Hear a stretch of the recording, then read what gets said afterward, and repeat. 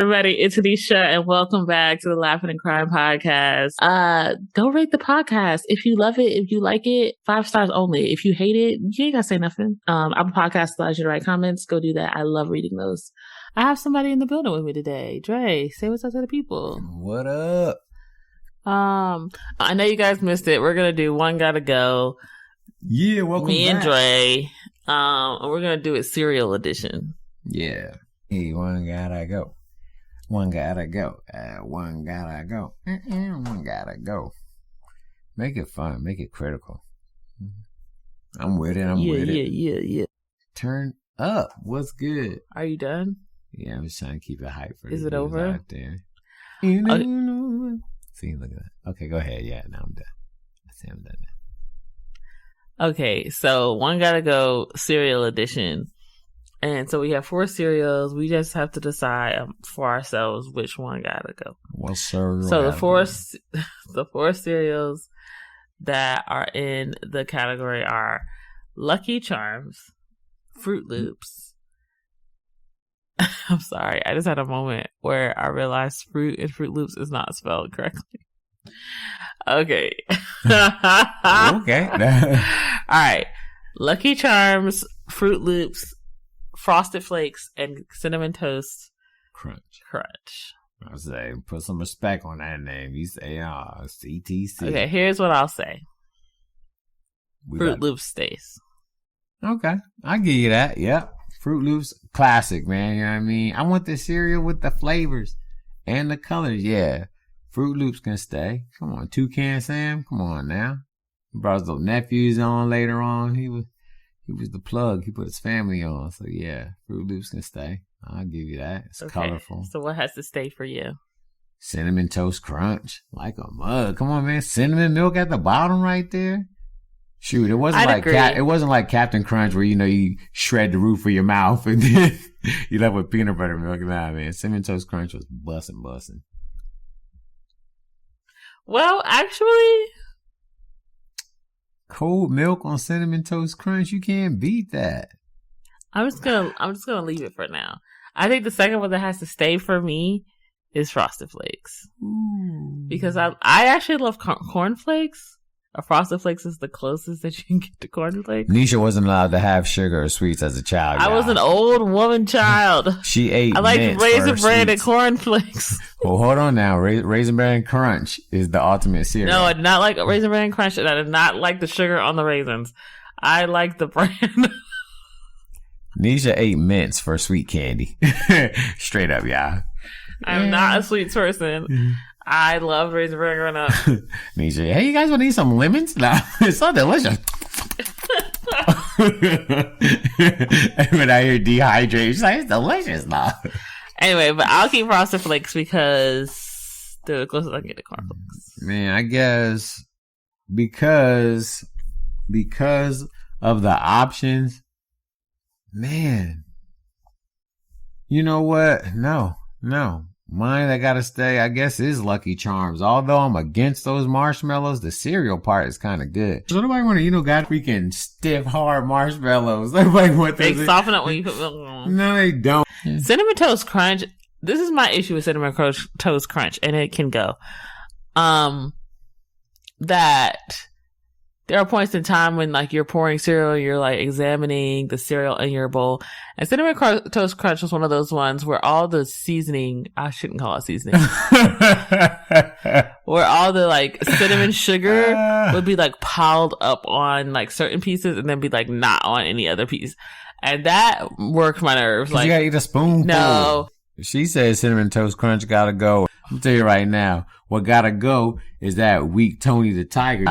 And again, Tony the Tiger. He's like, they're great. No, Tony, they're gross. Because that's why they use cornflakes to bread chicken. And with that note, guys, we're moving on. Okay? We are moving on. This is the great debate, y'all. Y'all let us know then. Out of Frosted Flakes and Cinnamon Toast Crunch, what gotta go, y'all? Oh, Lord. We're gonna come back with the results. We all know Frosted Flakes gotta go. So I have something I want to talk about today that's kind of off the beaten path of what we normally do. But I thought it would be kind of cool, especially because over on the Patreon, we're in I don't know if we're halfway through, but we're kind of close to being at the halfway point. For those of you who do not know what Married at First Sight is, it's a show that literally takes singles. They go through a process where they get vetted by a bunch of health professionals, supposedly mental health professionals.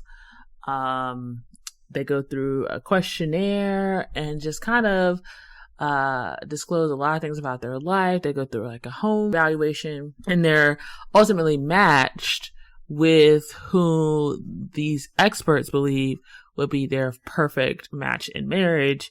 And they marry them. And these people agree to do that.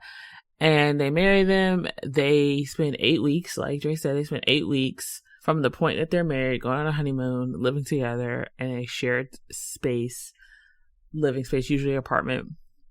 And then at the end of the 8 weeks, they get to decide whether or not they want to continue to be married or get a divorce.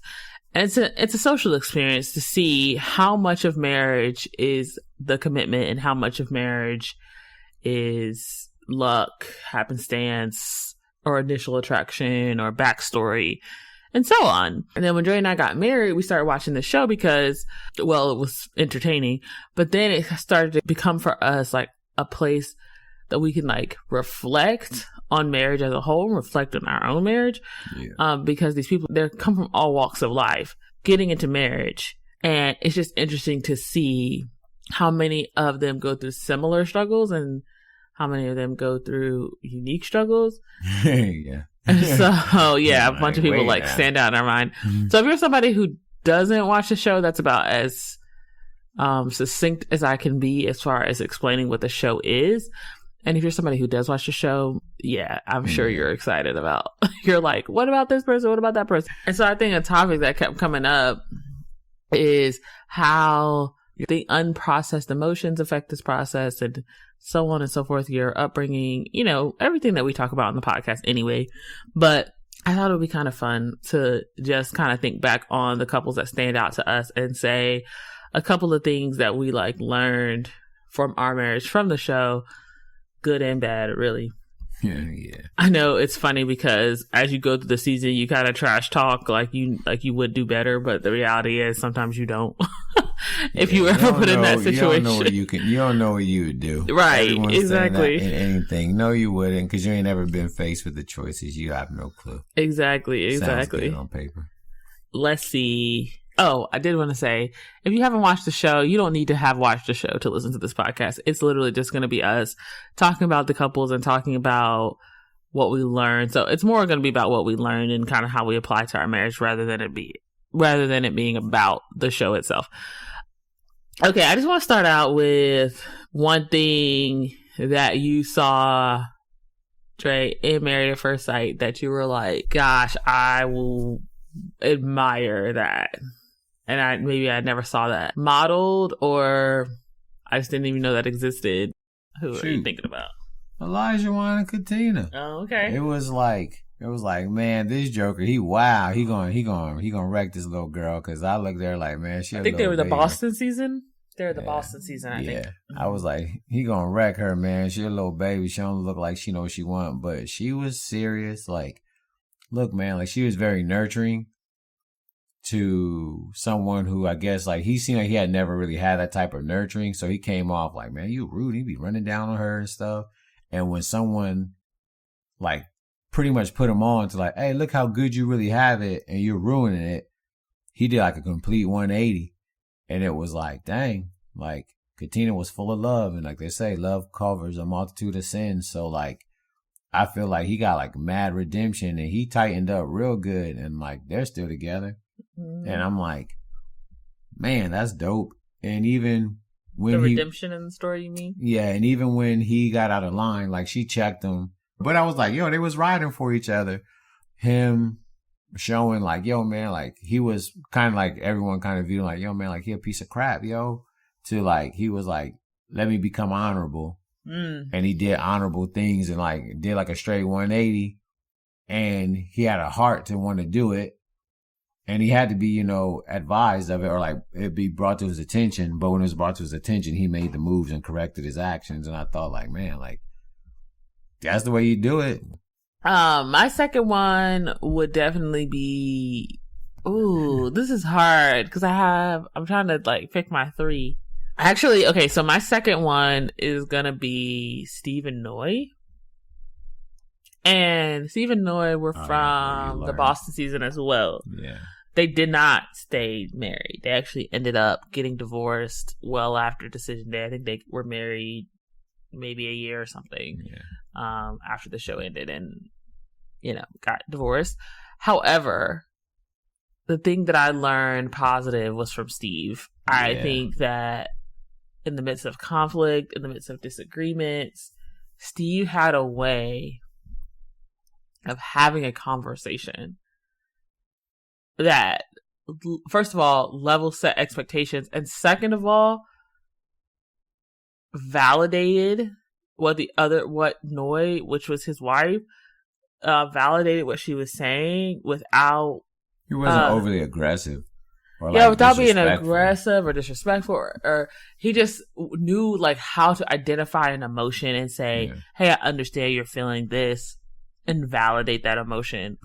And Steve had his flaws, and like, TV only shows you so much, but that really just like really, really resonated with me about to even go that direction. Like, even when you were disrespected, he didn't go like, give it back to her that way that she dished it out. He was like, hey, like, you're justified on having these type of feelings, but also understand, like, I'm a person behind your feelings and your actions, and you harmed me or you hurt me when I did nothing to deserve it. Yeah, I think that's a good point. Like, he had the ability to disarm. Like, it was very difficult to come back with defense with him because he did everything he could to not come off as if he were attacking, even in addressing conflict. Mm-hmm. And I appreciate that so much because I think it's something that I struggle with. And we're going to talk about our three Now let's get into the sticky situation. Things that we were able to pick out, whether or not we were doing it ourselves. Mm-hmm. And we finally realized, oh, wow, that's toxic because we saw someone else doing it on Married at First Sight, or whether or not we just saw that we're like, we never want to do that because we saw it. Okay, so let's get into that. Let's see. Dre, what is one of the... My number one. Toxic. I ain't got to waste no time. My number one was goddamn Big Toe. I'm a good person. Shoot, man. There it is.